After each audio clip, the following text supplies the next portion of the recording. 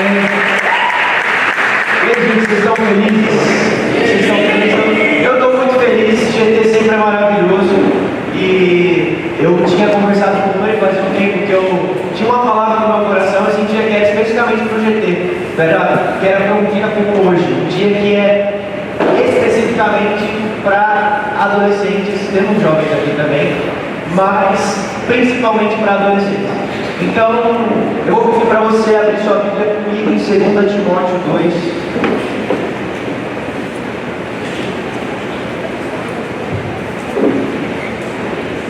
Segunda Timóteo 2, 1 a 8.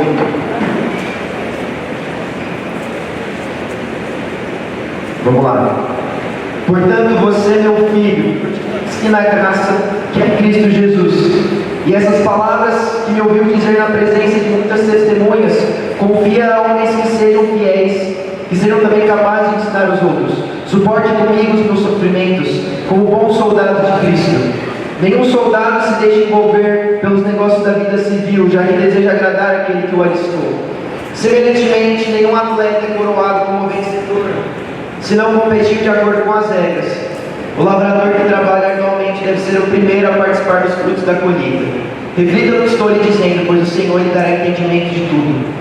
Lembre-se de Jesus Cristo ressuscitado dentre os mortos, descendente de Davi, conforme o meu Evangelho. Amém? Primeiro, eu queria entender assim, mais ou menos quem está aqui. Eu quero fazer uma pergunta. Se você ainda está na escola, levanta sua mão. Você está na escola? Bastante gente. Se você está na faculdade, levanta a mão. E se você não se enquadra em nenhum desses grupos, mas você terminou a escola ou a faculdade nos últimos 3 anos. Lourenço, pode levantar a mão. Você terminou a escola há 2 anos, cara. Mas por que eu estou perguntando isso? Obrigado. Por que eu estou perguntando isso? Porque eu acredito que essa fase que você está, essa fase da escola, essa fase da faculdade, ou logo depois que você termina ela, é a fase mais evangelística da sua vida. Você está na fase mais evangelística da sua vida. Se você está na escola, você convive com pelo menos de 20 a 40 pessoas todos os dias. E existe um dado que mostra que as pessoas que se convertem e permanecem na igreja são aquelas que continuam a ter contato com as pessoas que foram usadas por Deus para que elas se convertessem. Então, se você vê um cara na rua e fala com ele sobre Jesus e ele se converte, a probabilidade dele continuar sendo um cristão, dele continuar na igreja, é muito menor se você pregar para um amigo seu. Porque Jesus ele não disse para a gente ir pelo mundo e pregar no Evangelho apenas, mas ele disse para que nós fizéssemos discípulos. Então, quando você está na sua escola, quando você está na sua faculdade, você tem a oportunidade de não só pregar o Evangelho, mas de discipular essa pessoa.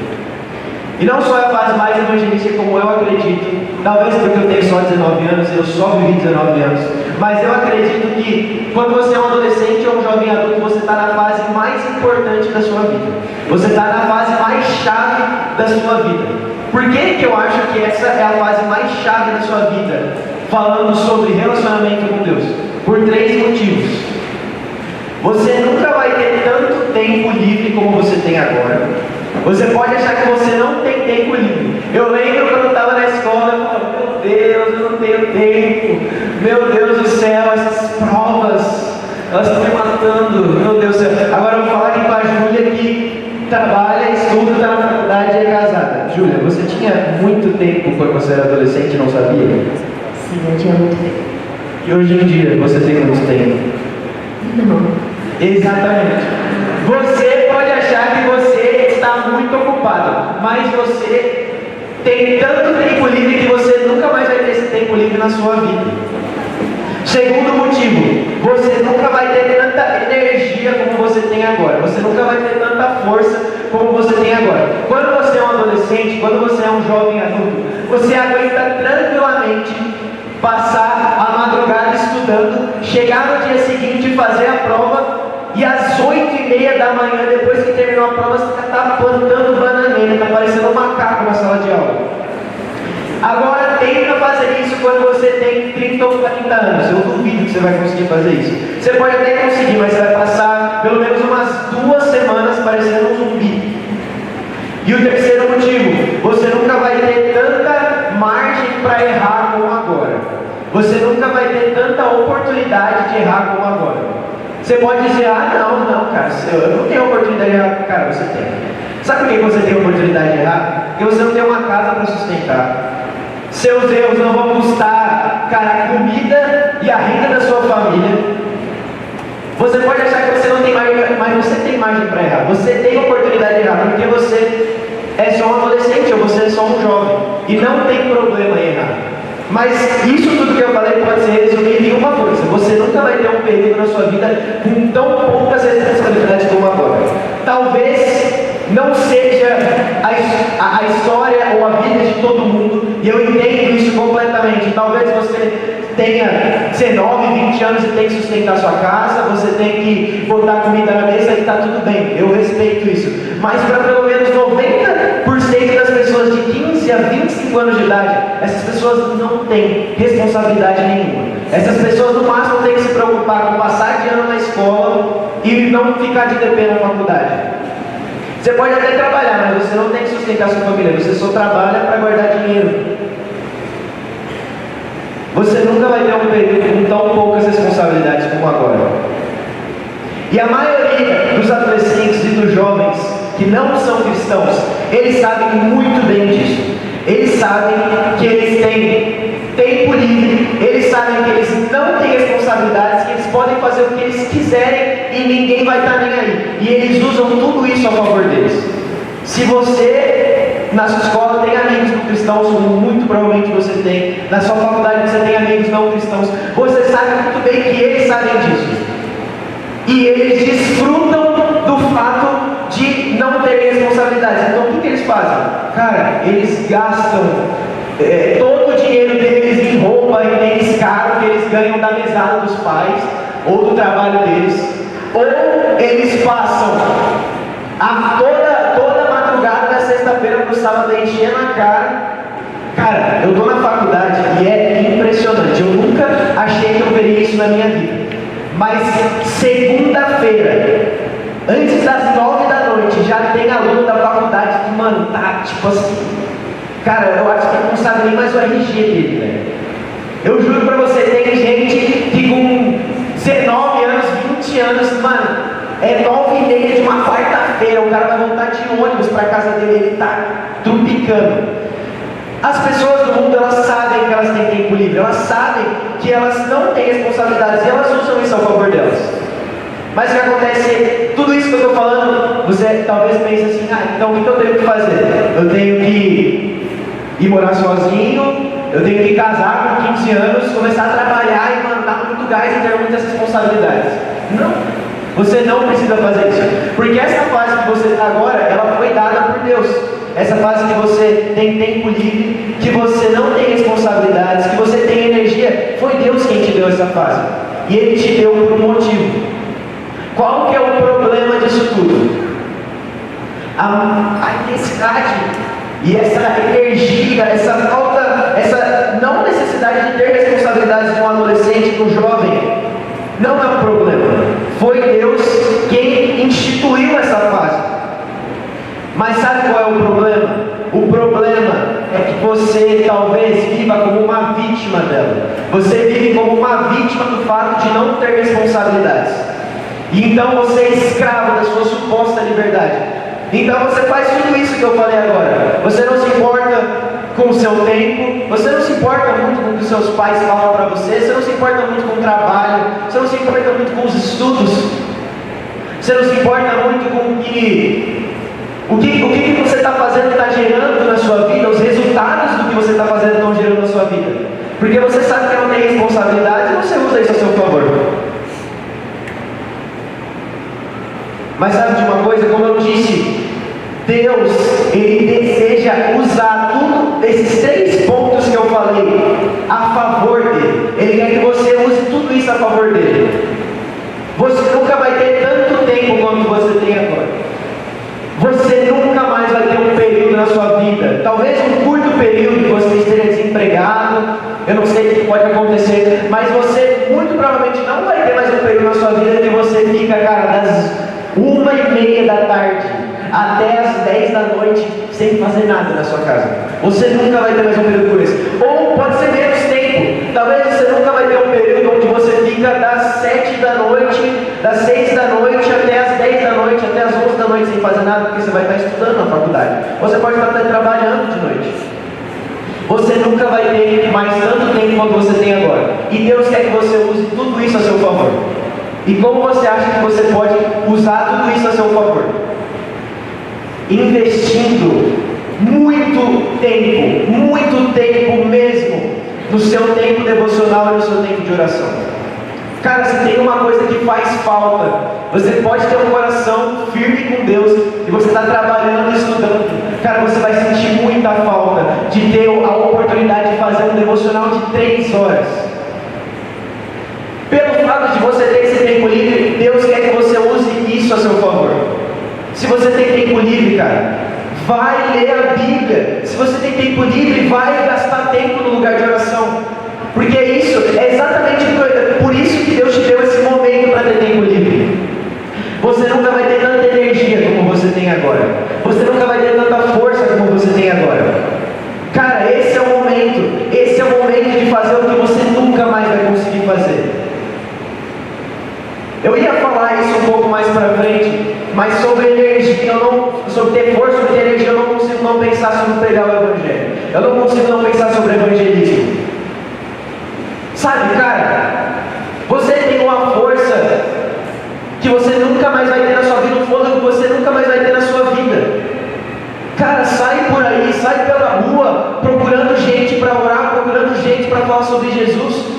Sai pela rua, tentando ouvir a voz de Deus. Mas você pode pensar, cara, mas eu sou só um adolescente, eu entrei na igreja esse ano, eu entrei na igreja mês passado. Cara, como você quer que eu faça essas coisas? Mas Deus, Ele ama usar jovens e adolescentes para a sua glória. E Ele fez isso durante a Bíblia inteira. Ele chamou Samuel quando ele era uma criança. Ele usou Davi quando ele era um adolescente. Ele usou a vida de Esther quando ela ainda era uma jovem. E Deus ama usar jovens e adolescentes para a sua glória. E Ele fez isso ao longo de toda a história, não só na Bíblia. Mas você talvez não precisa nem pensar sobre o que Deus fez, mas sobre o que o mundo fez. Pensa na sua cabeça, todos os momentos onde teve um ponto de virada na sociedade. Nos anos 60, por exemplo, um movimento de liberdade sexual, um movimento do rock hippie dos anos 60 e 70. Quem foram aqueles que foram os principais propulsores disso tudo? Os jovens. Cara, nos anos 80 e 90, o movimento racial, o movimento do hip hop, quem fez parte disso? Adolescentes e no máximo jovens adultos. Toda vez onde Deus quer mudar uma sociedade, ou uma sociedade está prestes a mudar, as pessoas que são centro disso são jovens e adolescentes. Então você está exatamente no ponto para ser alguém usado por Deus para mudar profundamente a sociedade. Deus ama usar jovens e adolescentes para realizar sua obra. Não importa o quão novo você é, não importa o quão novo você acha que você é. Porque eu te digo, amigo, você não é tão novo quanto você acha que você é. Sabe por que você não é? E aqui eu vou te dar uma informação, eu quero que você preste muita atenção. Presta muita atenção nisso aqui, quero atenção de todo mundo. Porque no dia que eu entendi isso aqui, no dia que eu recebi essa informação, a minha vida nunca mais foi a mesma. O dia que eu descobri uma coisa na Bíblia, e isso mudou para sempre o jeito que eu enxergava ela. Primeiro eu quero fazer uma pergunta. Eu não quero que você pense demais nela, eu quero que você responda. Se você concorda, você levanta a sua mão. Se você acha que os discípulos de Jesus, os 12 discípulos, tinham entre 30 anos de idade, eles tinham mais ou menos a idade de Jesus, pelo que você já leu, pelas pinturas que você já viu retratando os discípulos, pelos filmes que você já viu, pelas séries que você já viu, se você acha que eles tinham de 20 a 30 anos, levanta a sua mão. Muitas pessoas acham isso, e eu também achava isso, porque a maioria das representações sobre os discípulos são homens barbados. A figura talvez mais famosa que a pintura, o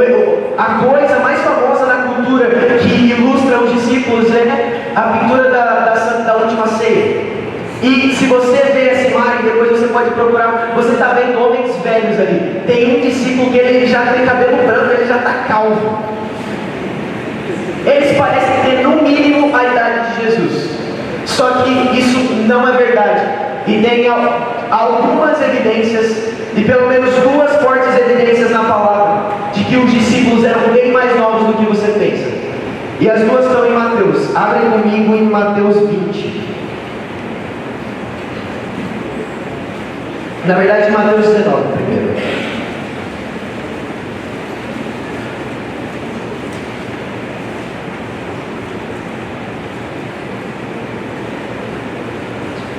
Meu Deus, falei errado aí, Mateus 17. Desculpa.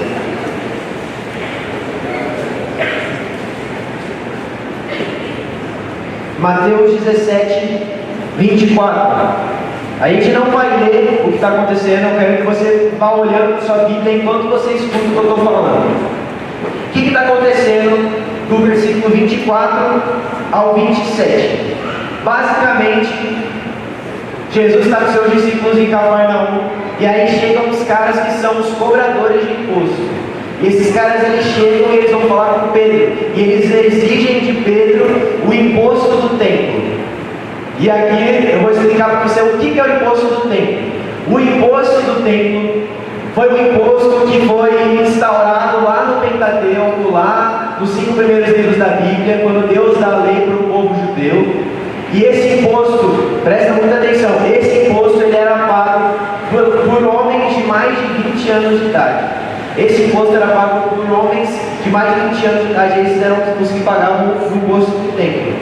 E aí, esses cobradores de impostos chegam até Pedro e eles falam assim: o seu mestre paga imposto? O seu mestre dá um imposto do templo? E ele fala assim, ele vai falar com Jesus.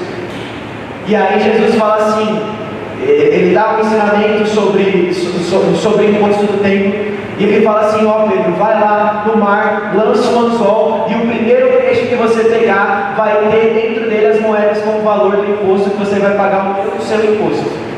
E aí então Pedro vai lá, lança o anzol, e dentro dele tem dentro do peixe que ele pescou tinham moedas na qual ele pagou o imposto de Jesus e de Pedro. E qual que é a chave desse texto para mostrar a evidência da idade dos discípulos? Como eu disse, por quem era pago o imposto do templo? Por homens de mais de 20 anos. E no começo do versículo deixou bem claro que Jesus estava com todos os seus discípulos. Por que, estando com todos os seus discípulos, Jesus fala para Pedro pagar somente o imposto dele de Pedro? Pedro era o favorito de Jesus, talvez? Não. Muito provavelmente Pedro era o único que precisava pagar aquele imposto. Ou seja, através desse texto eu te dei a evidência de que todos os discípulos, menos Pedro, todos os discípulos, 11 dos discípulos tinham menos de 20 anos. Talvez isso já comece a mudar algumas percepções que você tinha sobre os discípulos. Mas aí você pode falar assim: ah cara, eles não tinham 20 anos. Eles não tinham 20 anos, mas eles podiam ter 19 anos, né? Meu Deus! Então talvez você que tem 15 ou 16 anos fale assim: cara, eu acho que ele está um pouco diferente. Ele está numa fase um pouco diferente da que eu estou. Os discípulos estão numa fase diferente do que eu estou vivendo agora. E tem mais uma evidência que vai quebrar isso tudo. E isso agora está em Mateus 20. E esse aqui eu quero ler, Mateus 20, 20. Então aproximou-se de Jesus a mãe dos filhos de Zebedeu.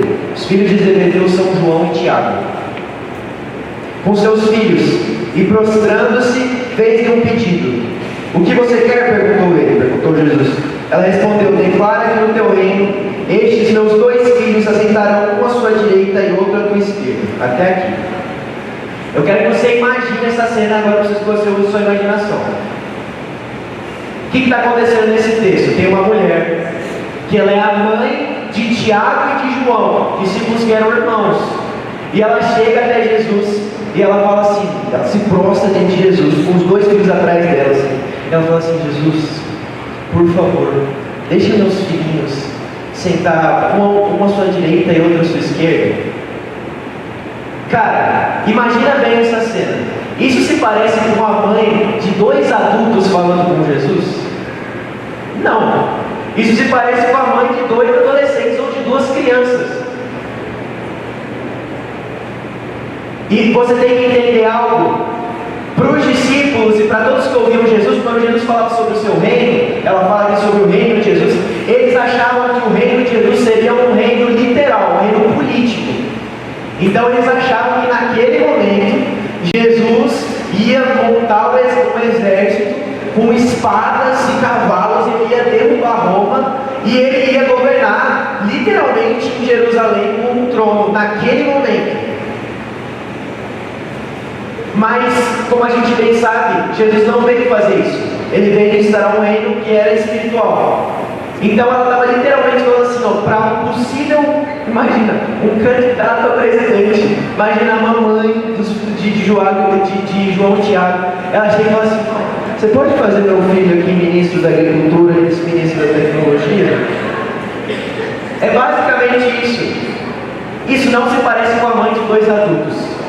E aí você pode falar assim, tá, eu acho que isso não me convenceu. Então tá bom, tem mais uma evidência de que pelo menos Tiago e João, eles eram muito novos. E essa está em Mateus 4.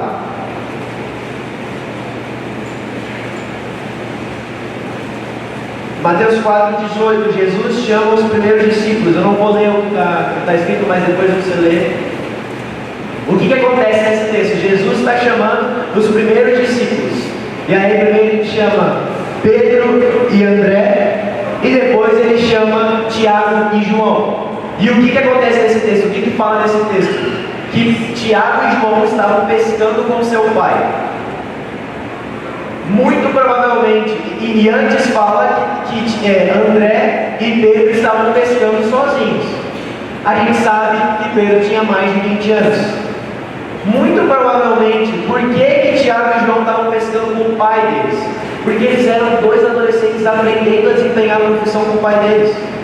Muito provavelmente, pelo menos Tiago e João tinham 15, 16 ou 17 anos.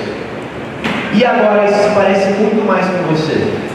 Isso se parece muito mais com você. E o que isso mudou para mim? Porque agora todas as vezes que eu lia a Bíblia e lia quando Jesus estava falando com os discípulos, o que os discípulos estavam fazendo nos evangelhos, isso mudou completamente a minha leitura, porque antes eu lia e o que eu imaginava eram aqueles homens de 20, 30 anos barbados. E quando eu tinha 15 ou 16 anos, eu pensava, cara, legal que os discípulos estão vivendo, isso é incrível. Mas não é o momento de eu viver isso, né? Quando eu for mais velho, eu vou viver essas coisas que eles estão vivendo. Não, cara. Depois do momento que eu entendi isso, depois do momento que eu entendi que provavelmente os discípulos tinham a minha idade, cara, eu comecei a ler as histórias de Jesus com os discípulos, eu comecei a ler as histórias de quando Jesus enviou os discípulos de 2 em 2 para expulsar os demônios e pregar o Evangelho. Eu parei de enxergar vários homens barbados indo pregar o Evangelho de 2 em 2, mas eu comecei a enxergar uma pessoa como eu. Eu comecei a imaginar pessoas como o Vitinho, eu comecei a imaginar pessoas como a Bia, eu comecei a imaginar pessoas, cara, como o Léo. Eu não estou falando de homens velhos, eu não estou falando de um pai de família, eu não estou falando de um homem casado, eu estou falando de um adolescente que está saindo de 2 em 2 para expulsar os demônios e para pregar o Evangelho. Meu Deus do céu, como isso não pode virar meu mundo de cabeça para baixo? Saber que isso mudou profundamente a forma que eu vivi o Evangelho, a forma na qual eu vivia o meu relacionamento com Deus, a forma na qual eu obedecia a Deus. Porque agora, eu não era novo demais, eu não era mais novo demais, eu estava exatamente no momento em que Jesus chamou os seus discípulos para fazer coisas incríveis. E sabe, é exatamente por isso, é exatamente pelo fato de Jesus ter chamado seus discípulos quando eles eram apenas adolescentes, é exatamente por isso que eu não vou te tratar igual uma criança. É exatamente por isso que quando um pregador vem aqui, quando o seu discipulador vai falar com você, ele não te trata como uma criança. Sabe por que eu não vou te tratar como criança? Eu quero que você preste muita atenção nisso. Sabe por que você com 12 ou 13 anos de idade fala assim, cara, eu sou muito novo, eu sou uma criança. Sabe por que eu não vou te tratar como uma criança?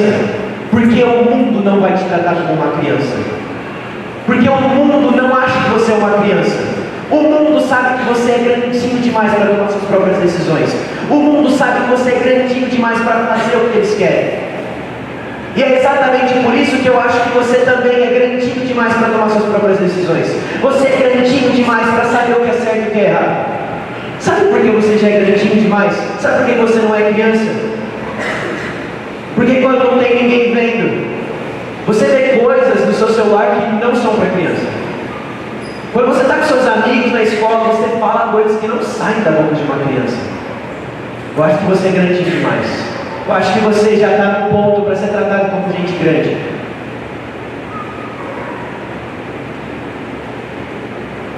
Os discípulos de Jesus, eles eram maduros. E eles eram facilmente confundidos com pessoas mais velhas. Como eu falei, a gente lê a Bíblia, pessoas, cara, que leram a Bíblia a vida inteira podem achar que os discípulos eram homens adultos, homens experientes. Mas não, eles não eram. Porque os discípulos de Jesus, aqueles que estão genuinamente sendo discipulados por Jesus, eles são confundidos com pessoas mais velhas. E aí eu quero que você faça esse atestado na sua vida. Será que na sua escola, será que as pessoas que te conhecem no seu trabalho, as pessoas que te conhecem na sua faculdade, as pessoas que você conhece na rua, os seus familiares, será que alguma vez você já ouviu assim, o quê? Você só tem 17 anos? Você parece ser mais velho.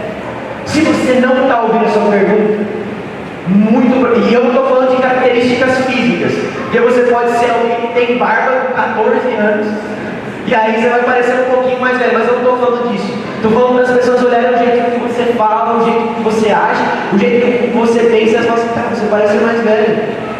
Eu tenho a impressão de que você tem 18, 20 anos já. Se você não está ouvindo isso, muito provavelmente você não está sendo discipulado por Jesus. Porque os discípulos de Jesus, eles se tornam pessoas maduras. E eles começam a amadurecer mais rápido do que as pessoas à volta deles. Então, você precisa fazer esse atestado na sua vida. Será que eu tenho agido como alguém maduro ou tenho agido como uma criança? Será que o meu jeito de pensar ainda é como criança? Ou será que eu já tenho pensado de forma mais madura, de forma mais elevada? Será que eu lido nas minhas amizades como uma criança? Será que eu lido emocionalmente com as coisas como uma criança?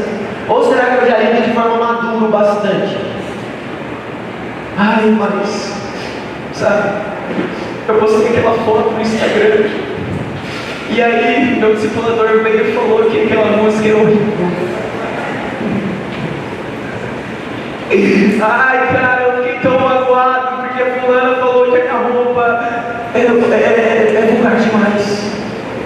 Ai, eu fiquei tão magoado porque fulano falou que eu tenho que tomar jeito. Cara, cresce. Você não é mais uma criança. Você pode ter só 12 anos, mas você não é mais uma criança. Porque o mundo não te enxerga mais como uma criança. E aqui eu quero fazer uma pergunta para você. Você quer ser como os discípulos de Jesus? Você quer ser como os discípulos de Jesus? Ou você quer ser como alguns desses do Evangelho que são retratados apenas como multidão? Ou você quer ser como os discípulos de Jesus que estavam aos pés de Jesus, aprendendo de Jesus? Você quer ser um discípulo de Jesus? Porque os discípulos de Jesus são diferentes. Os discípulos de Jesus, eles agem de uma forma diferente. Os discípulos de Jesus, eles estão em outra estatura. Eles estão preocupados com outras coisas.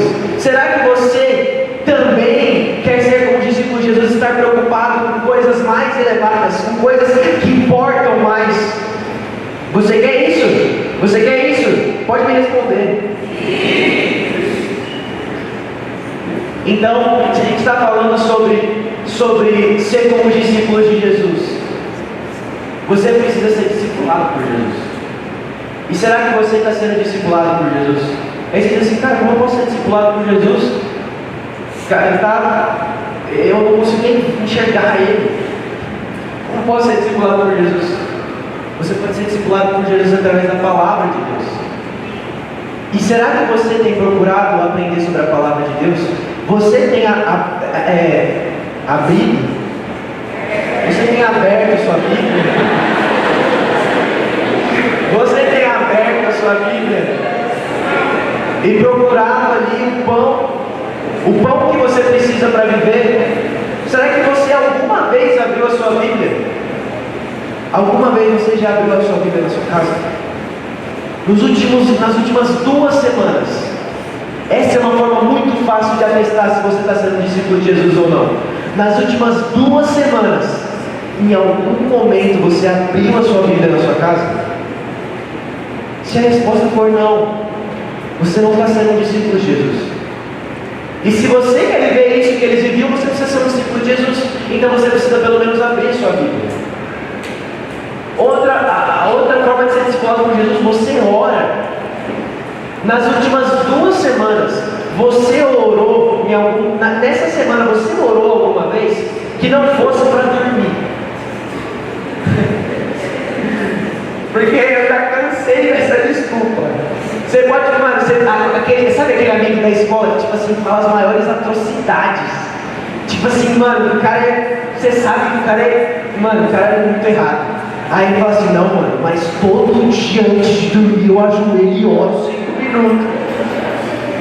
Mano, isso não basta. Isso é muito pouco. Isso é muito pouco. Porque Jesus não chama a gente para fazer uma oração antes de dormir. Ele chama a gente para orar sem cessar.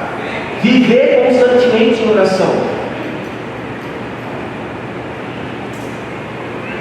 Será que você está inserido na vida da igreja? Você vem nos cultos? Você se preocupa genuinamente com isso? Você tem na sua agenda os cultos de domingo como algo relevante, algo que importa? Se você só vem porque seus pais te trazem, ou porque seus amigos estão aqui, isso é muito pouco. E quando a gente estava ali, eu senti muito forte de fazer essa pergunta. Eu ia fazer essa pergunta, mas eu senti muito forte que eu tenho que dar ênfase essa pergunta. Por que você está aqui? Por que você diz ou não? Por que você diz que você é um cristão? Por que você vem aqui todo domingo? Cara, se a resposta for porque meus pais me trazem, ou porque eu sempre vim, eu estou acostumado com isso, ou porque eu quero ver meus amigos, ou porque tem uma música legal aqui, ou porque, cara, quando tá no louvor assim, eu sinto um negócio assim. Isso é muito pouco. Isso é muito pouco.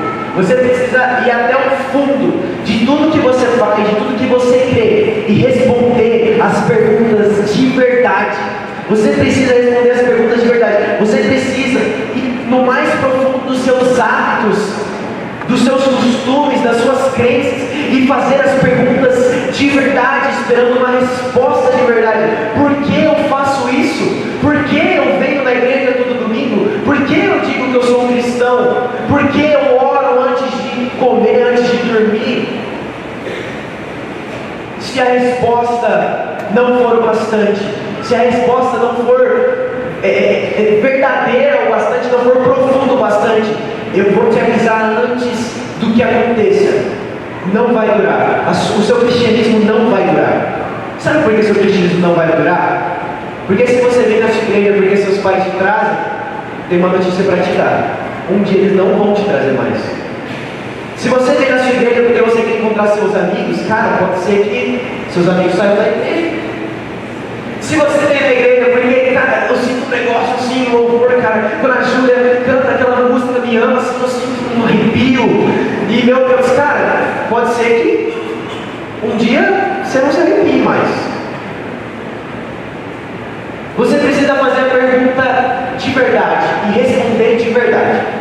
Por que você está aqui? E a resposta, se ela não for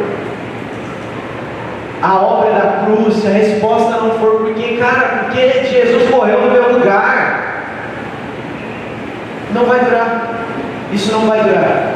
Eu te adianto, antes que isso aconteça, antes que isso te choque, antes que isso choque a sua família, cara, fulano não está mais indo para a igreja, fulano não é mais cristão. Você precisa responder essa pergunta de verdade. E eu quero te dar a resposta dessa pergunta, do porquê nós estamos aqui. Mas isso vai ficar um pouco mais para frente. Primeiro eu quero falar sobre Timóteo. Se a gente está falando sobre ser um jovem, sobre ser um adolescente que vive para Deus, a gente não pode deixar de falar de Timóteo. Porque Timóteo, na palavra, é literalmente Paulo falando com um adolescente. É literalmente Paulo dando instruções para no máximo um jovem adulto. E isso serve exatamente para a fase que a gente está vivendo. Quando eu comecei a ler a Bíblia, quando eu me converti, isso foi em 2023.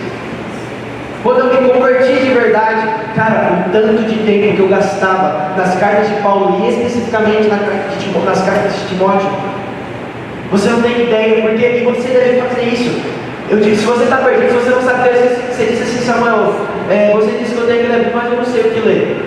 Leia os evangelhos, é claro. Leia Timóteo.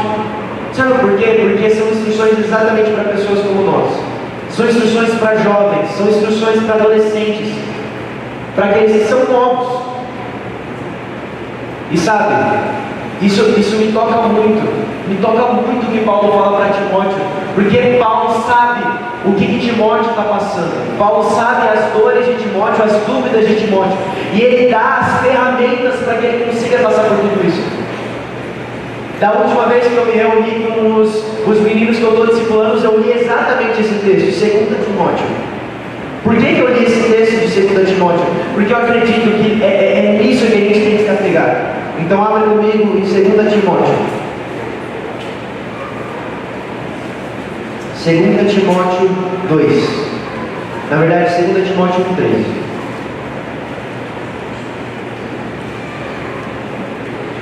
Segunda Timóteo 1:13. Amém? Por causa da... Não. Retenha com fé e amor em Cristo Jesus o modelo da sã doutrina que você ouviu de mim. Quanto ao que lhe foi confiado, guarde por meio do Espírito Santo que habita em vós. Paulo fala duas coisas para Timóteo aqui. Ele fala para ele reter a fé, e ele fala de acordo com o modelo dessa doutrina que você ouviu de mim, e para que ele guarde por meio do Espírito Santo que lhe foi confiado. Então vamos no 13 primeiro. Retenha com fé e amor em Cristo Jesus o modelo da sã doutrina que você ouviu de mim. O que eu acho que esse texto está falando? O que eu entendo que esse texto está falando? Esse texto está falando para você guardar a palavra de Deus no seu coração, para você guardar o que te ensinam, como ele fala aqui, o modelo dessa doutrina que você ouviu de mim. Você guardar no seu coração o que seu pastor te ensina, o que seu discipulador te ensina, o que o pregador te ensina. É sobre guardar isso no seu coração. E aí eu quero fazer essa pergunta para você: qual é a forma pela qual você guarda tudo que você ouve aqui, tudo que você lê da palavra de Deus, tudo que você ouve do seu discipulador? Qual é a forma pela qual você garante que você está guardando, que você está retendo tudo que ele está te ensinando? Talvez você fique, cara, não sei, eu uso, sei lá, eu tento usar minha memória. Mas eu vou te dizer, e semana passada a gente estava no CCO, e o Johnny estava pregando, e ele usou pelo menos mais de 10 minutos da pregação para fazer questão de que todo mundo estava anotando no caderno no bloco de notas. E aí eu quero fazer essa pergunta para você: você pelo menos anota a sua pregação no seu bloco de notas? Você anota a pregação no seu caderno? Você ouve a pregação depois mais de uma vez? Porque se eu estou falando aqui sobre ser um adolescente e um jovem que vive o que Deus tem para ele, a gente tem que levar em conta que nós, os adolescentes e jovens dessa geração, somos os jovens e os adolescentes mais distraídos que já existiram. Os jovens que têm a pior capacidade de se atentar e lembrar das coisas que já existiu, por conta de tudo que a gente consome. Então, qual é a forma que você usa para ter certeza que você está retendo a palavra no seu coração? Cara, anota a pregação. Cara, pega o seu caderno e anota a pregação. Traz a sua Bíblia e anota na sua Bíblia. Ouve a pregação depois da sua casa. Porque não adianta querer tudo isso, viver tudo isso que eu estou falando e não conseguir reter a palavra no seu coração. Você vai se esquecer dela. Cara, você não lembra nem o que você comeu ontem no almoço. Você vai lembrar mesmo de tudo que eu estou falando aqui para você daqui 2 dias. Eu duvido que você vai ficar. Versículo 14. Quanto ao que lhe foi confiado, guarde por meio do Espírito Santo que habita em nós. O que eu entendo desse texto? Ele falando sobre o que foi confiado a Timóteo. Ele está falando sobre os ensinos de Paulo. Mas ele também, no versículo 1, fala sobre a imposição de mãos que Paulo fez em Timóteo e transferiu dons a ele. E aqui eu quero que você levante a sua mão. Você, alguma vez num culto ou num acampamento, cara, você teve uma experiência incrível com Deus, e você sabe que você foi usado ou num dom de profecia, ou num dom de palavra de conhecimento, ou num dom de línguas. Alguma vez você já recebeu algum desses dons e conseguiu fluir num desses dons? Alguma vez você teve uma dessas experiências na sua vida? Se você tem uma dessas experiências sobrenaturais, você precisa guardar isso no seu coração e continuar praticando isso. Quanto ao que lhe foi confiado, guarde por meio do Espírito Santo que habita em nós. A forma pela qual você guarda isso e não deixa que isso se apague é através do Espírito Santo, é através de um relacionamento com o Espírito Santo. Cara, se você já orou em línguas alguma vez, orar em línguas não é para você ficar orando no culto e tremendo. Cara, é para você orar no seu dia a dia, enquanto você estiver lavando a louça. Porque Paulo fala que a oração em língua serve para edificação. Então, enquanto você está orando, você está se mantendo sintonizado com o Espírito Santo. Isso se parece demais, mas não demais. Cara, você ora em línguas, se você já orou em línguas, você ora em línguas todos os dias? Ou você só ora em línguas nos cultos? Deus literalmente te deu, de todos os dons que tem na Bíblia, oração em línguas é o único dom que só serve para você. Porque quem está ouvindo não entende o que você está falando. Então quem está te ouvindo pode achar que você é um louco. Ela literalmente só serve para você e para sua edificação pessoal. Se é o único dom que Deus te deu para edificação pessoal, você usa esse dom. E é um pouco disso que eu entendo que Paulo está falando no versículo 14. E agora no capítulo 2, versículo 3. Abre comigo. Capítulo 2, versículo 3. Suporte os meus sofrimentos como bom soldado de Cristo Jesus. Nenhum soldado se deixa envolver pelos negócios da vida civil, já que deseja agradar aquele que o alistou. Semelhantemente, nenhum atleta é coroado como vencedor, se não competir de acordo com as regras. Suporte comigo os meus sofrimentos como bom soldado de Cristo. Eu estava lendo com os meninos esse texto e eu falei assim para eles, cara, isso que a Bíblia fala, isso que Paulo fala, esses nomes, isso que Paulo fala, que ele é um soldado de Cristo, para suportar como um soldado de Cristo, como um atleta de Cristo, você tem que se apegar a esses termos, você tem que se apegar a esses nomes, porque essas coisas precisam ser a sua identidade. Quando eu criei o grupo, por exemplo, eu coloquei o nome do grupo de brincadeira como soldados de Cristo. Só que depois eu entendi, cara, isso não é brincadeira, isso é muito verdade. E vocês, então, que são adolescentes, você que é jovem, você precisa se apegar a essa identidade. Cara, eu sou um soldado de Cristo. Eu sou um soldado de Cristo que está em missão. Eu sou um soldado de Cristo que foi alistado por Deus para o seu exército glorioso, que tem anjos que fazem parte dele. E nós estamos lutando contra as forças do inferno. Tipo assim.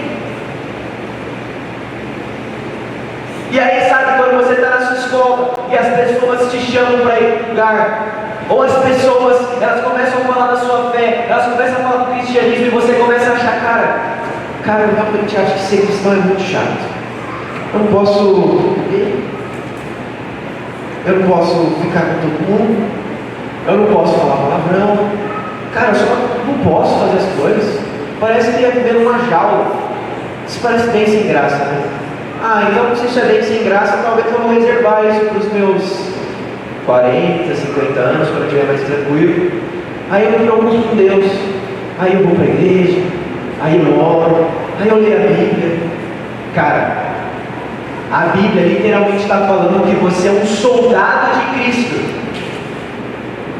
Aí sabe, quando seus amigos te chamarem para a festinha deles, assim, cara, pode ir para a sua festinha, vai lá encher a cara, pode ir lá encher a cara, pode ir lá, a sua alegria vai durar o quê? 1 dia, 2 dias, pode ir lá, cara, pode ficar com o máximo de meninas que você conseguir, vai lá, mano, fica com a menina mais gata que você vê, cara, vai lá, mano, cara, fundo o pé no balde, vai lá ter seu prazer momentâneo, porque eu vou estar salvando os pecadores da boca do inferno.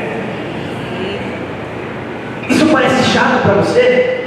Se alistado para o exército celestial de Deus parece chato? Cara, se um jovem, se um adolescente está preocupado com ser radical, está preocupado com ser descolado, com viver, cara, uma vida muito louca, coloca nós. E aí, vamos salvar os pecadores da boca do inferno? Vamos? Você está afim? Ou você quer ficar aí? Ou você quer ficar na sua? Hein? Você está afim? É para esse tipo de coisa que Deus está te chamando. Você está disposto a abrir sua Bíblia? Você está disposto a fazer seu devocional? Capítulo 5, capítulo 3, suporte comigo os meus sofrimentos como um bom soldado de Cristo. Está disposto a suportar as dores, os sofrimentos como um soldado de Cristo? Isso tudo é muito empolgante, mas você acha que estar na guerra é fácil? Aí você diz, mas é muito difícil. Eu abro a minha Bíblia, não tenho vontade de ler. Cara, eu estou lá na minha casa, eu estou cansado, eu quero dormir. Estou falando sobre suportar o que um soldado sofre durante a guerra. Está disposto a suportar essas coisas?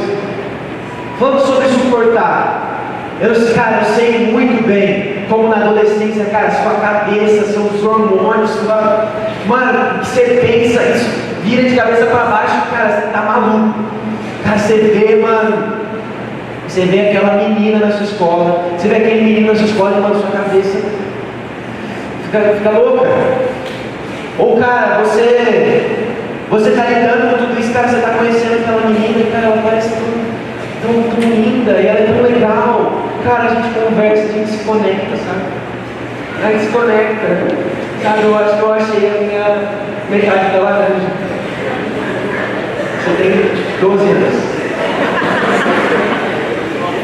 Aí, não, cara, mas sabe, cara, não é que eu quero ficar com ela, não é isso, cara, eu quero amar ela, cara.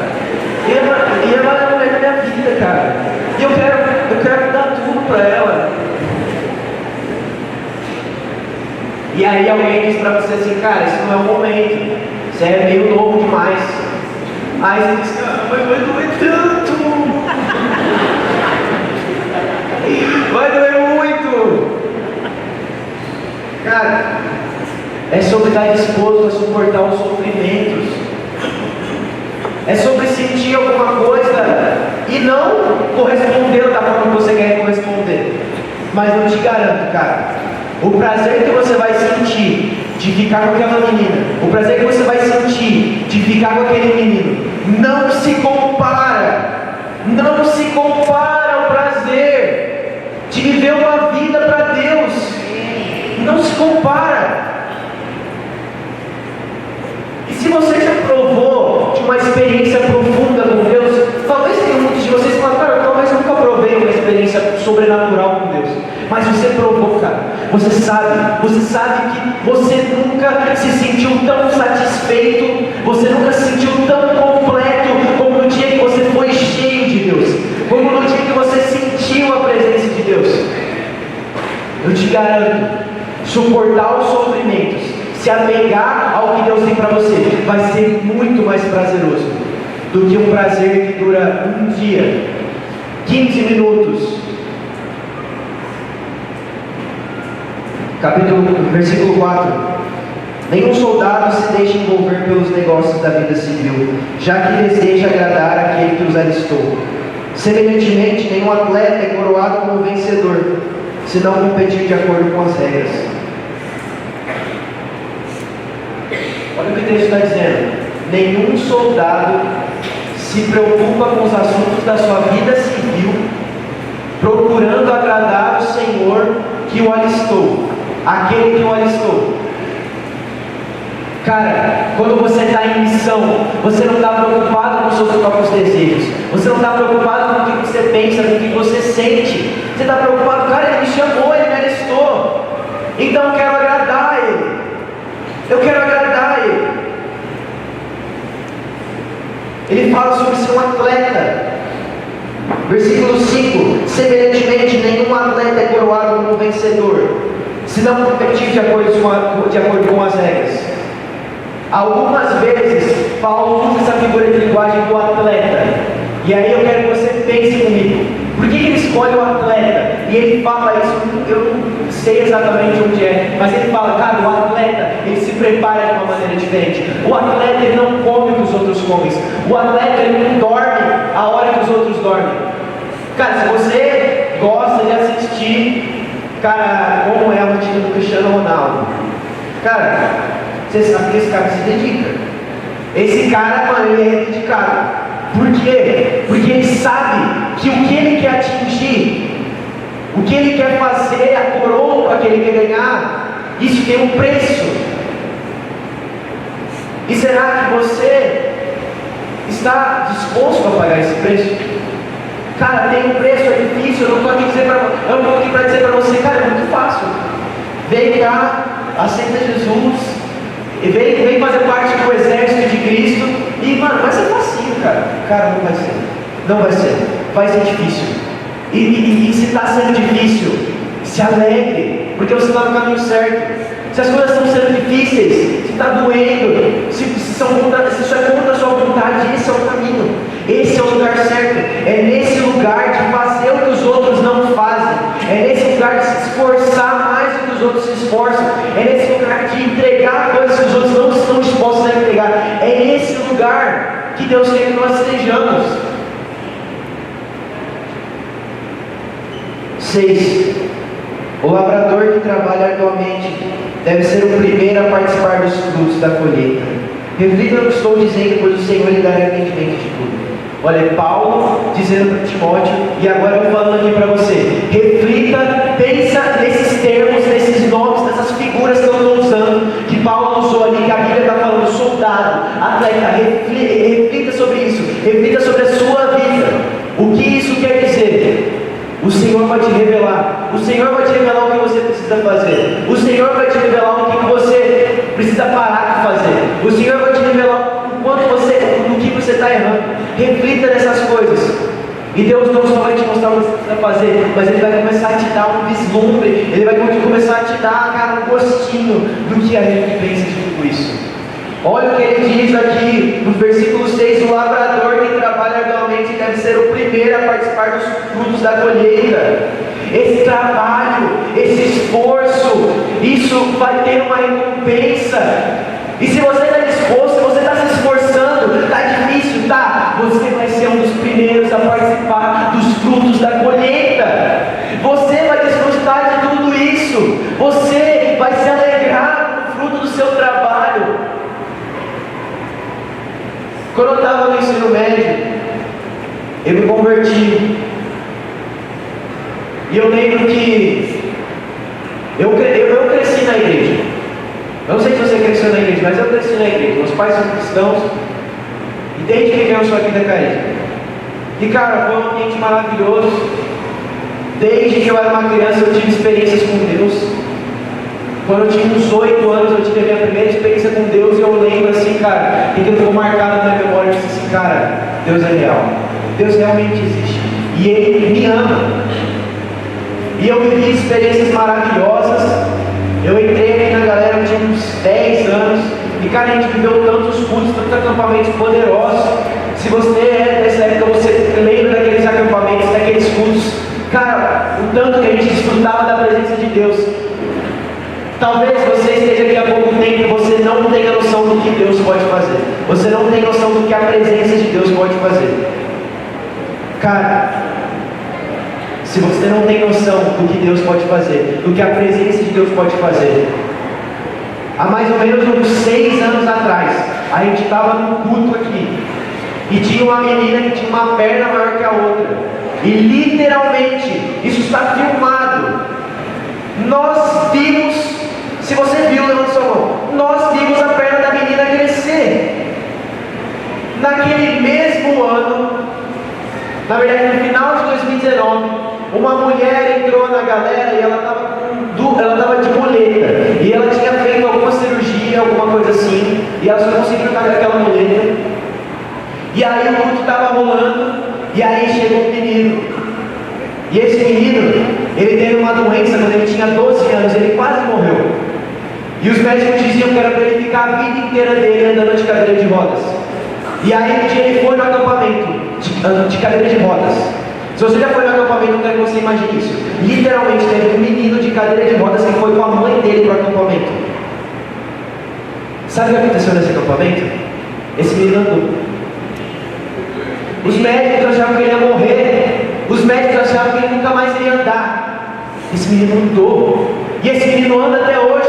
E sabe, há mais ou menos um mês atrás, ele estava jogando bola com a gente. Amém. Glória a Deus. Você não tem noção do que Deus pode fazer. Mas Deus, Ele pode fazer coisas maravilhosas. E aí você diz, cara, eu quero ver essas curas, eu quero ver essas coisas, mas, cara, eu vi aquele menino na minha escola que ele estava com aquela tala na perna, e eu senti no meu coração de orar por ele, mas eu fiquei com medo. Porque eu fiquei com medo, porque eu pensei, cara, imagina se eu oro por ele, e aí ele não vai curar. Aí todo mundo vai me zoar, e aí eu vou passar vergonha. Cara, se você orar por alguém que está de muleta, se você orar por um enfermo, se você fizer isso, o máximo que pode acontecer é você passar vergonha. Isso não vai ser legal, mas isso vai tratar seu ego e vai mostrar, cara, você precisa orar um pouquinho mais. Porque Jesus fala que expulsar os demônios, que curar os enfermos, essa raça, esse tipo de gente só sai com muito jejum e oração. Só sai daqueles que têm muita fé. Se você fizer isso, cara, não acontecer nada, você vai passar um pouco de vergonha e vai passar. Cara, quantas vezes a gente já orou por pessoas que estavam enfermas? Mano, eu falei, cara, teve uma vez no ano novo, na virada do ano da Carisma, 1 ou 2 anos atrás, aí tinha um pai de um amigo nosso que ele tinha feito uma cirurgia na perna. Aí, mano, eu chamei e falei assim, mano, vamos lá. Ele tava na hora, tipo assim, contando os segundos para virar o ano. Ele falou assim, mano, a gente vai lá e a gente vai orar e ele vai sair pulando, velho. Ele vai sair pulando. Aí tava naquela música lá, cara, o Senhor pode fazer, o Senhor pode fazer. E a gente lá orando muito.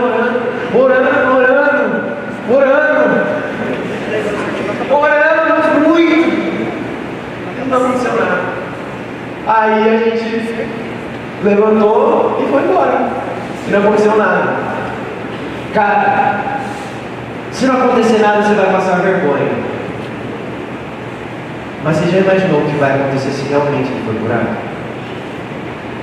Você já imaginou o que pode acontecer no pátio da sua escola se aquele menino de muleta sair pulando? Você tem noção do que isso vai ser? Você tem noção do que isso vai causar? Cara, eu não sei você, mas eu não estou muito preocupado se eu vou passar vergonha. Eu não ligo muito se eu vou passar vergonha. Cara, se eu passar vergonha, se der risada na minha cara, eu pego meu banquinho, saio de mansinho e tá tudo bem, cara. Mas, cara, imagina, cara, imagina se aquela pessoa cega começa a identificar todo esse esforço, toda essa luta, todas essas coisas que você está oferecendo, sua reputação, seus amigos. Cara, isso tudo tem uma recompensa. Ele está dizendo, no versículo 6, o lavrador que trabalha igualmente que deve ser o primeiro a participar dos frutos da colheita. Eu quero guardar o versículo 8 para o final. Vamos para o versículo 15. Procure apresentar-se a Deus aprovado, como obreiro que não tem de se envergonhar, que maneja corretamente a palavra da verdade. Procure apresentar-se a Deus aprovado, como obreiro que não tem de se envergonhar, que maneja corretamente a palavra da verdade. Mais para frente ele vai falar sobre se apresentar diante de Deus como um varão irrepreensível. Você consegue se apresentar diante de Deus? Você consegue se apresentar diante das pessoas como alguém irrepreensível? Como uma pessoa na qual as pessoas não conseguem achar motivo para te acusar? Cara, não estou dizendo que você não vai errar, que você não vai pecar. A gente vai continuar fazendo isso pro resto da nossa vida. Mas sabe, tem um tipo de gente que as pessoas têm tanta raiva dela, que tipo assim, ela não pode, mano, não tem um negocinho para lembrar daquele dia que ela falou, não sei o que fez tal coisa. Cara, é dessa forma que você deve se apresentar. É dessa maneira que você deve se apresentar diante de Deus e diante dos homens. Aquele tipo de pessoa que não tem do que ser repreendido. E aí pense sobre você na sua escola. Você consegue se apresentar diante de Deus como alguém irrepreensível? Ou talvez, se eu perguntar, isso parece um tiozão, mano. Se eu perguntar para o seu professor quem é você, ele vai falar: caramba, velho, mano, fulano é difícil, fulano dá trabalho, fulano fala mais que a boca, fulano não estuda, fulano não está nem aí para nada, fulano só quer brincadeira. Será que esse é você?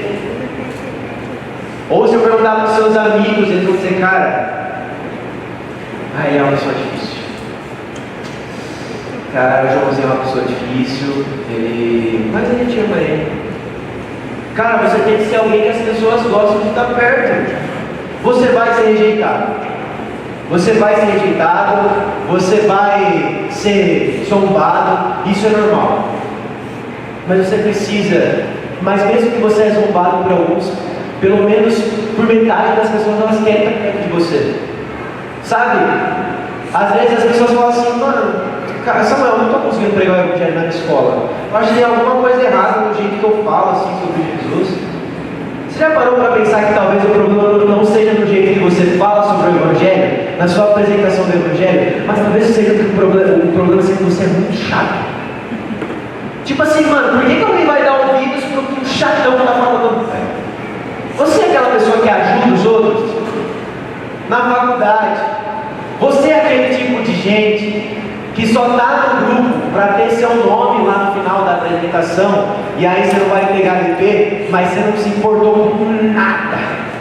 Cara, teve 2 irmãozinhos lá do grupo que madrugaram à noite fazendo trabalho, porque você não fez nada. Você é o tipo de pessoa que fica pisando nos outros só para conseguir o que você quer? Se você é esse tipo de pessoa, cara, não tem exegese, não tem hermenêutica, não tem apologética, não tem livros, não tem curso, não tem pregação que vai te fazer ser usado por Deus para que alguém se converta. Alguém que é doce, alguém que é gentil, alguém que é alegre, alguém que carrega consigo a alegria.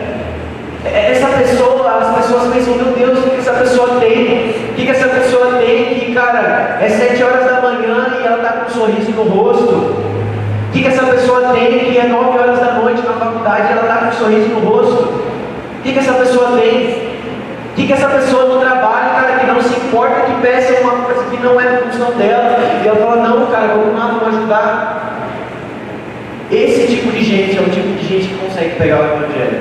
Esse tipo de gente que se apresenta de forma irrepreensível. Então olha, que a gente possa hoje, cada um de nós, olhar para dentro de si, se imaginar na nossa escola, se imaginar na nossa faculdade, no nosso trabalho, e dizer assim: cara, eu acho que consegue dizer que eu sou um obreiro irrepreensível. O obreiro que não tem de se envergonhar, que maneja corretamente a palavra da verdade.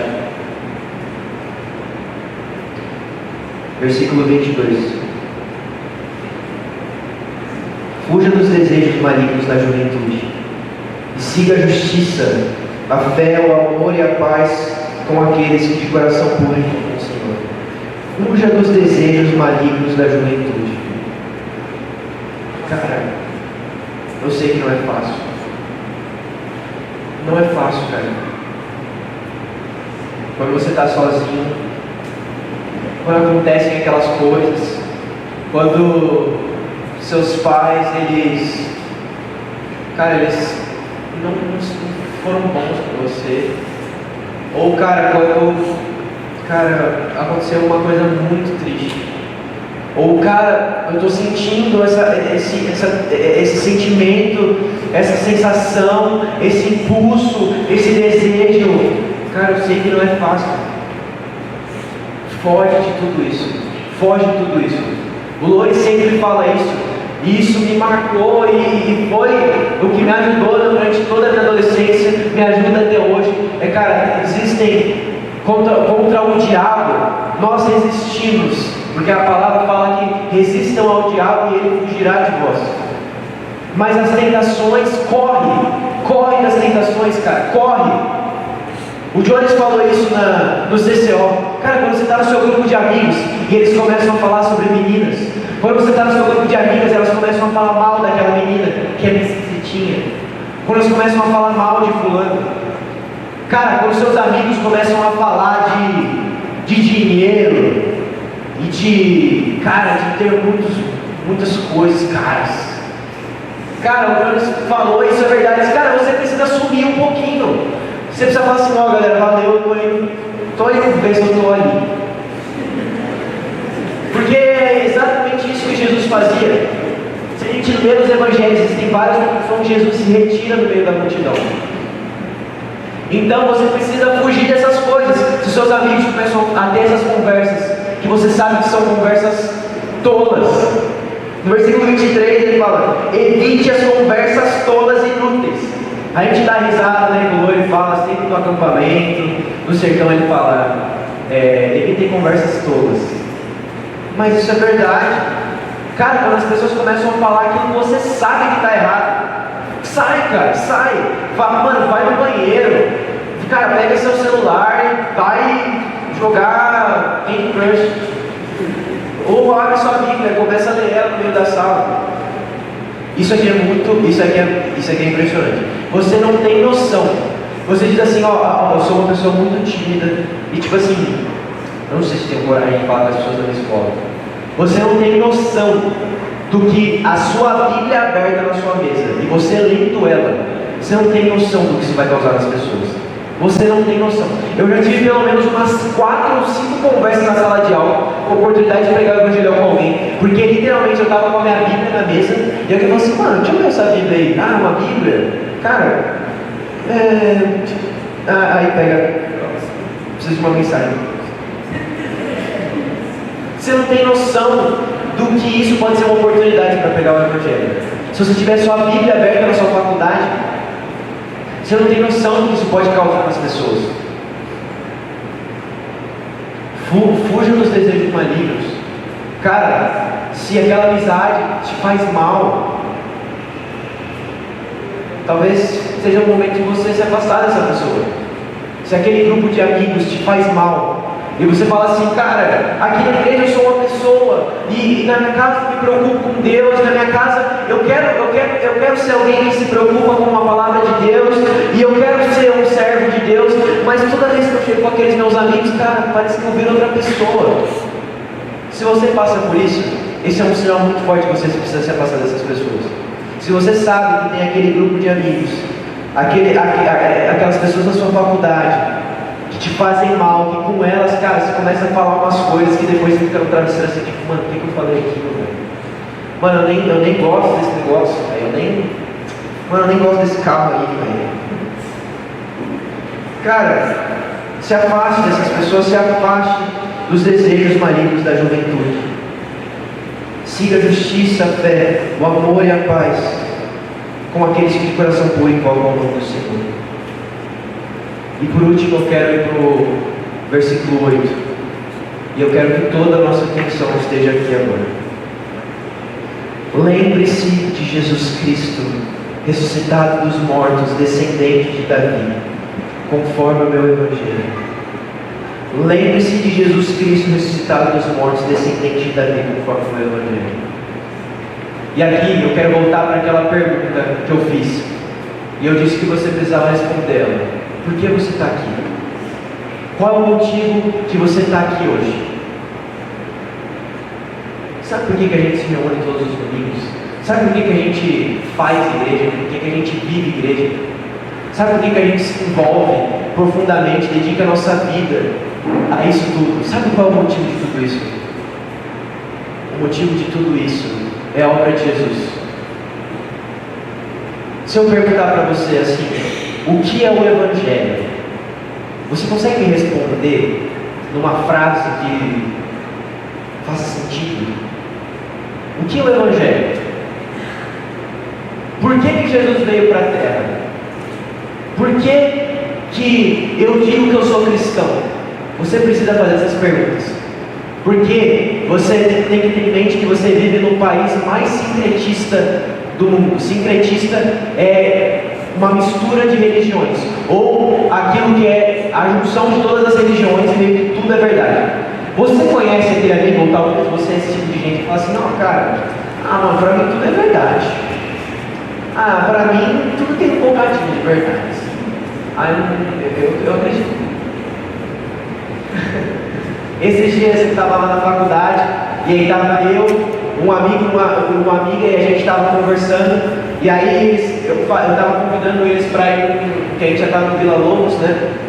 E eu estava convidando eles, e a gente começou a conversar um pouquinho sobre fé, sobre religião. E aí um amigo falou assim, eu sou católico e tal, aí eles sabem que eu sou cristão, que eu sou evangélico. E aí ele disse assim, assim, eu não acredito em tudo, assim. Eu não tenho muitos negócios não, pra mim tudo tem um bocadinho de verdade. E eu vi que, tipo assim, ela não era aquela pessoa ofendida, uma pessoa inteligente. Aí eu disse pra ela assim, olha, eu já pensei assim também. Mas aí eu percebi assim, cara, tem aquela religião que diz que tem milhares de deuses.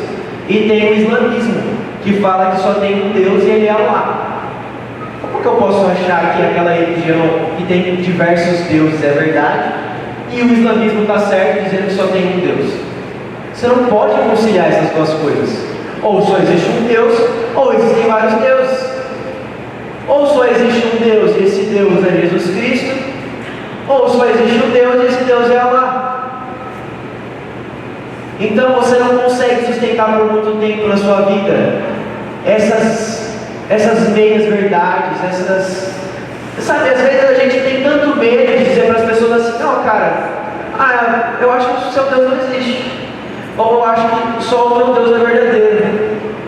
A gente tem tanto medo de dizer isso porque a gente tem medo de machucar as pessoas. Mas sério mesmo, que você tem tanta pouca fé no seu próprio Deus? Você tem tanta pouca fé no seu próprio Deus? Tinha um homem chamado Elias, e esse homem ele tinha muita fé em Deus. Esse homem ele cria profundamente em Deus. E aí então Israel inteiro estava perdido, estava adorando outros deuses, estava adorando Baal. E aí ele disse assim, vamos fazer o seguinte, vamos ver qual Deus é verdadeiro. E aí 450 profetas de Baal se reuniram no topo da montanha, e aí eles começaram a fazer seus rituais, começaram a cantar, a girar lá no holocausto, e eles falaram assim, o Deus que trazer fogo aqui no holocausto é o Deus verdadeiro. E aí os profetas de Baal começaram a pular, começaram a fazer os rituais deles, e aí, cara, eles ficaram por horas lá, e cara, Elias tinha tanta fé que o Deus dele faria, que provaria que ele era o Deus verdadeiro, que ele começou a dizer assim, olha, eu acho que vocês precisam cantar mais alto, porque talvez Baal está dormindo. Cantem um pouquinho mais forte, acho que ele não está ouvindo vocês.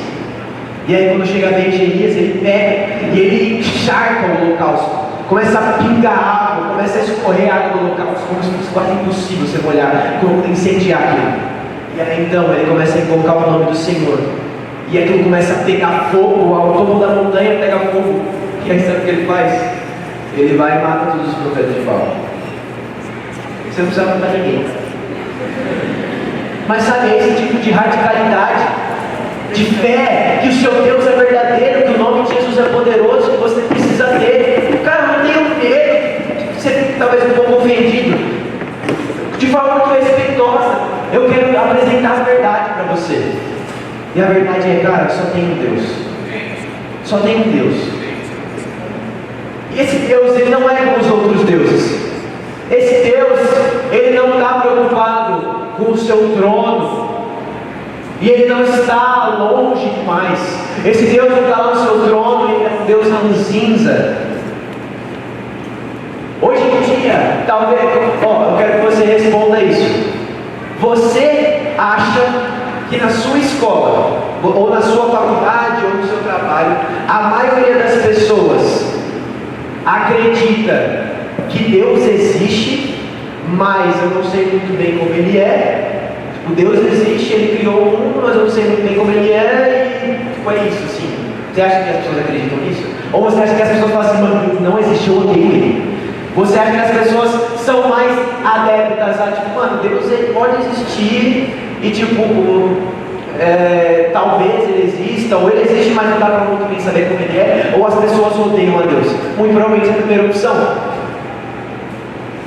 Mas cara, você carrega a verdade, e a verdade é que existe um Deus, e esse Deus, Ele não é como um relojoeiro, que criou o relógio, e aí ele não corda e ele foi embora. E agora o mundo é regido pelas próprias regras que Deus criou. Então as pessoas pensam muito que Deus é um relojoeiro. Então Deus criou o mundo, aí Ele criou as leis da física, aí Ele criou as leis morais, e aí Ele teve o Big Bang e criou o mundo, e aí Ele foi embora.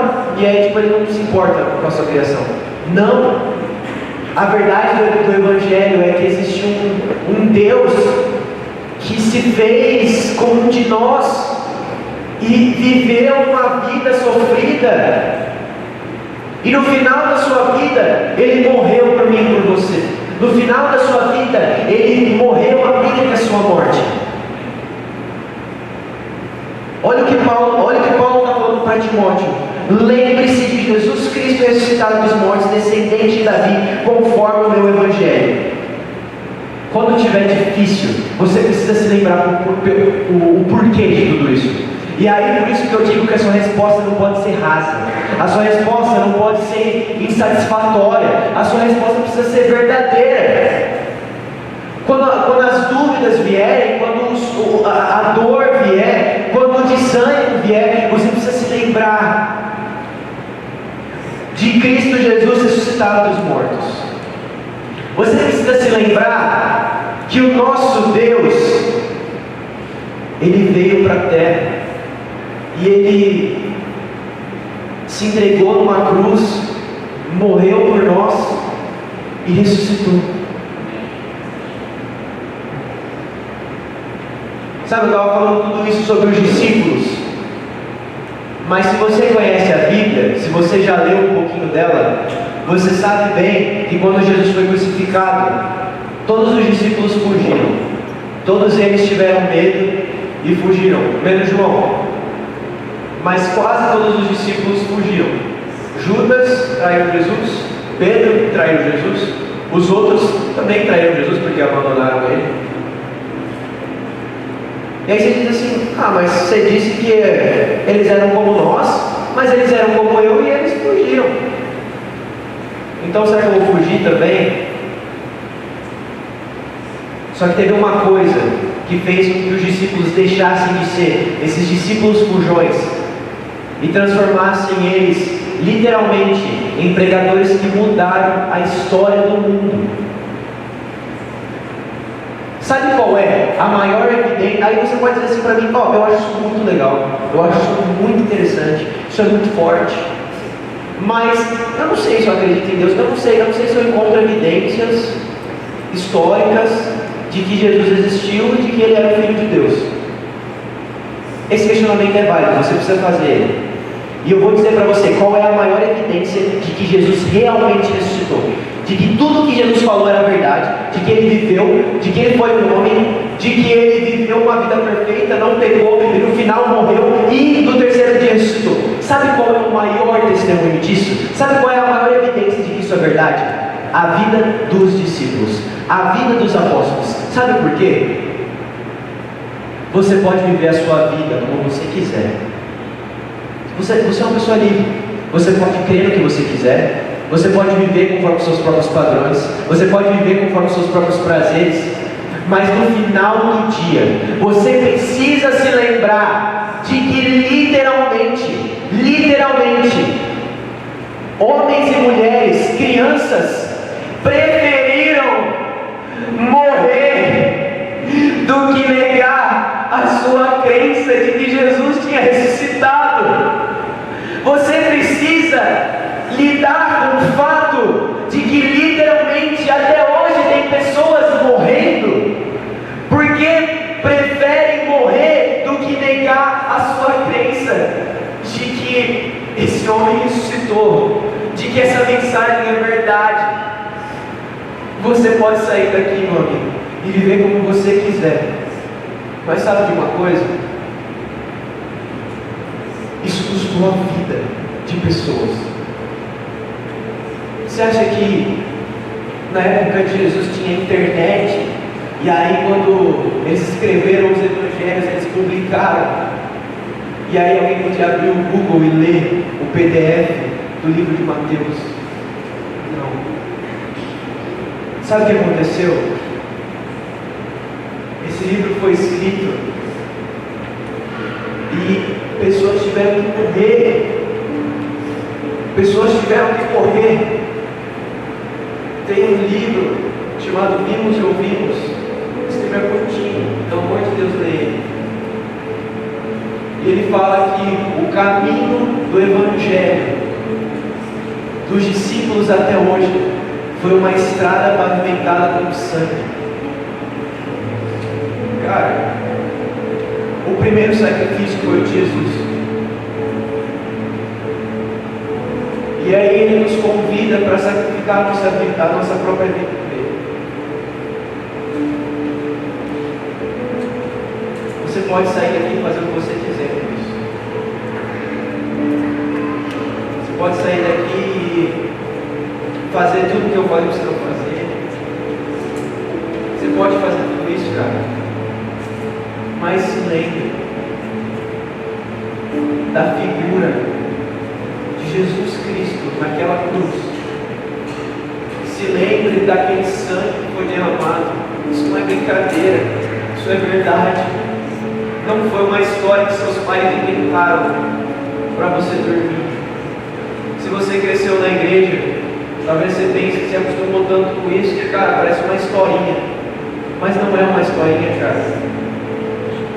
Pessoas de verdade entregaram a sua vida por causa disso. Então, cara, sabe? E o título dessa mensagem eu nem disse. Na verdade, o subtítulo dessa mensagem, e antes ela tinha um título no meu coração e depois se mudou. Mas o que tem estado no meu coração, e explicando um pouco isso. Eu acredito que tem algumas músicas, alguns cantos, alguns louvores que eles marcam uma geração, eles se tornam um cântico daquela geração. Alguns anos atrás, muito provavelmente essa música era Me Ame. Eles sabiam que Deus amava eles e que essa era a mensagem mais importante da vida deles. Nos anos 90, as pessoas cantavam que o nosso general é Cristo e que nós seguimos os seus passos. E aí tem uma música que a gente canta. E eu conversando isso com o Rui, eu falei com o Rui, eu oro para que quando a gente se lembrar dessa fase, se lembrar de uma música, a gente se lembre dessa música. Que é uma música que diz que todos os outros deuses são falsos. Eles não podem ver e nem ouvir. E só há um Deus verdadeiro. Só um Deus verdadeiro. Existem outros deuses, mas eles têm boca e não falam. Eles têm olhos, mas não veem.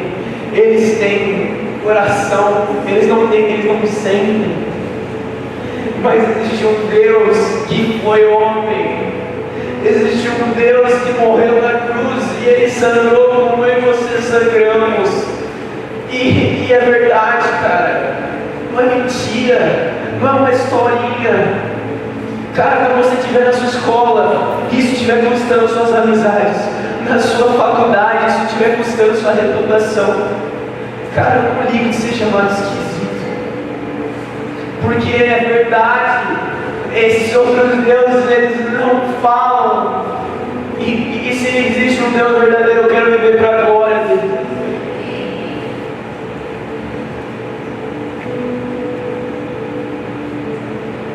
Levanta seus olhos, feche seus olhos e levanta. Fica de pé.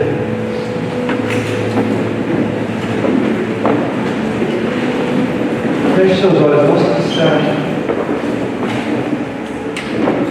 Feche seus olhos, todos nós.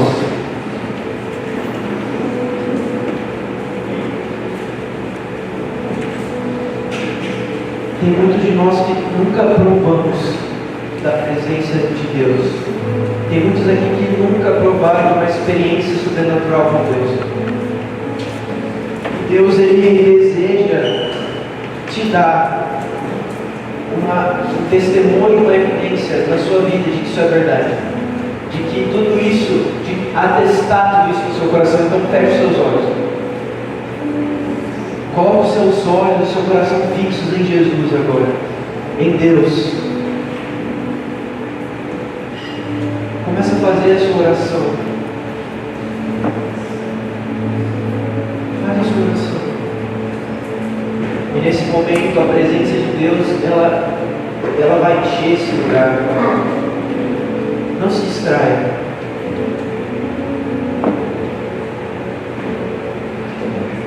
A presença de Deus vai se mostrar como verdadeira nesse lugar. Faz a sua oração.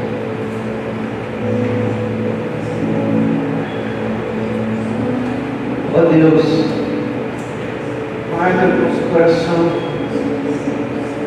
Jesus Cristo ressuscitado dos mortos. Marca no nosso coração a sua palavra, a sua presença. Ó Deus, marca no nosso coração a mensagem de que Cristo Jesus é o verdadeiro Deus e o único verdadeiro Deus, e que nós fomos chamados para viver para a sua glória.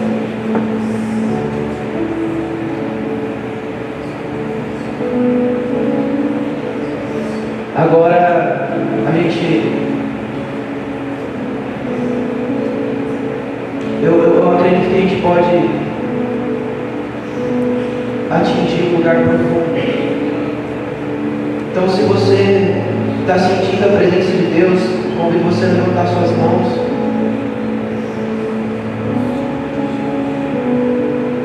E a presença de Deus vai tocar os corações aqui.